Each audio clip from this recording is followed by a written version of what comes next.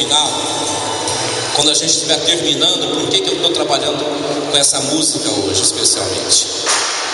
Eu quero começar a nossa reflexão dessa manhã, início de tarde, falando de uma experiência que todos nós já vivemos, que é a experiência do lanche comunitário. Quem é que já participou e quem já participou de um lanche comunitário, ergue a mão, deixa eu ver assim. Quem já fez essa experiência de repartir ou de juntar panelas? De vez em quando a gente faz essa experiência, né? Junta as panelas, cada um leva uma coisa, leva outra.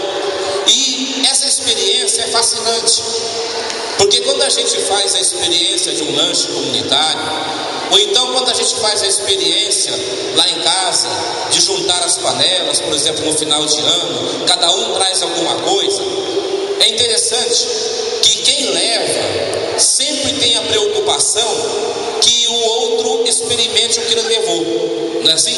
Na verdade, a pessoa, ela se preocupa muito, né, com oferecer o que ele trouxe para que as pessoas possam saborear.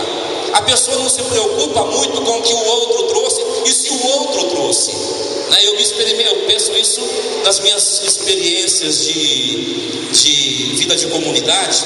De vez em quando a gente faz assim, um lanche comunitário, mas aparece comida de tudo quanto é jeito, e a fartura é muito grande, né? Sobra demais. E a verdade é que eu nunca levei um prato para nada. Eu nunca levei nada no lanche comunitário. E olha que eu já comi muito ainda em lanche comunitário. Eu experimento de tudo, porque todo mundo quer oferecer alguma coisa. Isso para a gente entender um pouquinho, quando eu estou falando disso, para entender uma metáfora que eu quero fazer. Nós vamos entendendo que no lanche comunitário não importa o que você leva, mas importa aquilo que você recebe. É mais ou menos isso que Cristo faz conosco. Mais ou menos assim que Deus age conosco. Deus prepara um banquete e não preocupa-se com as suas fraquezas, com aquilo que você leva. Porque você pode levar para o banquete do Senhor todas as suas fragilidades, todas as suas fraquezas, porque Deus não está olhando para aquilo que você leva. Deus está olhando para aquilo e preocupado com aquilo que Ele tem para te oferecer.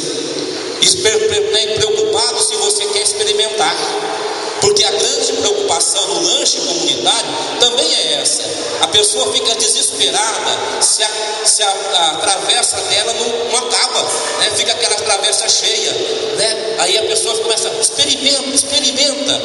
Na nossa relação com Deus é mais ou menos assim. Deus não está preocupado com o que você leva para Ele, porque Ele sabe que você vai levar. Deus não está nem um pouco preocupado com o que você vai oferecer para Ele. É nós que ficamos com essa besteira de achar que temos que oferecer o melhor para Deus. Não, você tem a única coisa para oferecer para Deus: a tua fome. Isso que Deus precisa de você. Deus não precisa de uma travessa cheia.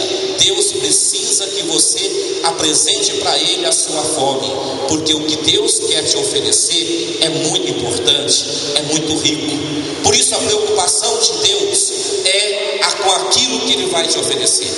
Diante de Deus, nós temos que tão somente ter a coragem de confessar a nossa fraqueza, a nossa dependência. Eu preciso do Senhor, eu necessito disso, porque a graça, o amor de Deus só vai ser acolhido por mim e por você na medida em que a gente reconhecer as necessidades que nós temos dele. Deus oferece continuamente, mas se a gente não quiser, se a gente não abrir o coração e dizer eu tenho necessidade, a gente corre o sério risco de não saborear o banquete que Deus está oferecendo. Porque Deus oferece, mas é preciso que a gente tenha a disposição.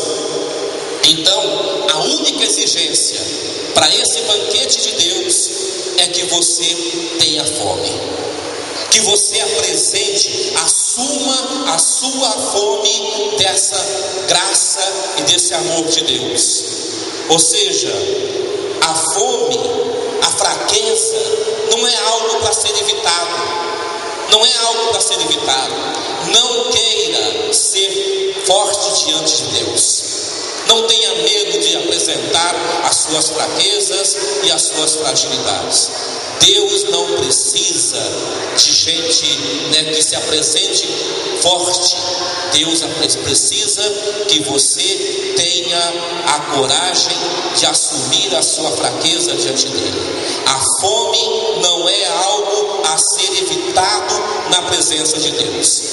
E aqui vem uma coisa importante que está na Bíblia e que eu queria ler para você.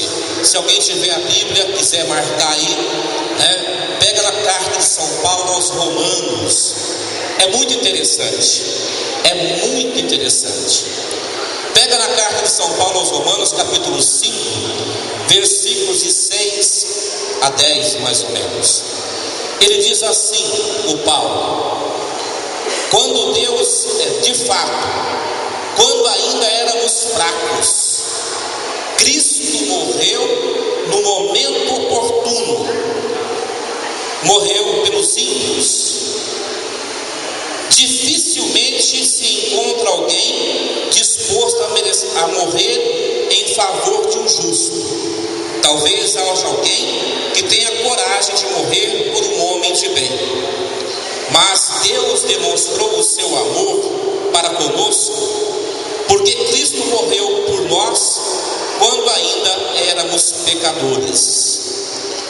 Só isso já vai falar. Se Paulo já apresenta para nós, olha, o que nós somos quando éramos fracos? Primeira coisa, poucos versículos apresentam 5 coisas. Éramos fracos, ímpios. Depois ele vai dizer pecadores. Só aqui já apresenta um retrato do que a gente é. Portanto, essa é a expressão que o Paulo fala, que Cristo morreu por nós quando ainda éramos pecadores, fracos, ímpios, pecadores, injustos. Olha a condição daquilo que a gente é diante de Deus. E ainda assim, isso não foi suficiente para Deus desistir de nós, para Jesus desistir da sua cruz. Aqui é importante entender o que é verdadeiramente amor, porque nós entendemos o amor talvez de uma maneira errada. Nós amamos condicionalmente. Você já reparou que para amar alguém a gente exige que ela faça isso ou faça aquilo? Ou então, quando ela progride nas suas virtudes, nós amamos. Mas quando ela erra, o nosso amor diminui. O nosso amor é condicionado por aquilo que a pessoa faz de bom ou que aquilo que a gente acha que ela deva fazer. É muito interessante. Amor verdadeiro não é aquele que a gente escuta numa canção, não é o amor das novelas, não é o amor da poesia. Amor verdadeiro, e você se descobre amado quando você percebe que alguém está disposto a dar a vida por você. Aí você descobre que você é amado. Até então é difícil você pensar nessa possibilidade de ser amado. Você só vai sentir-se verdadeiramente amado quando você perceber que alguém está disposto a dar a vida por você. E mais ainda, dar a vida quando você fez tudo errado.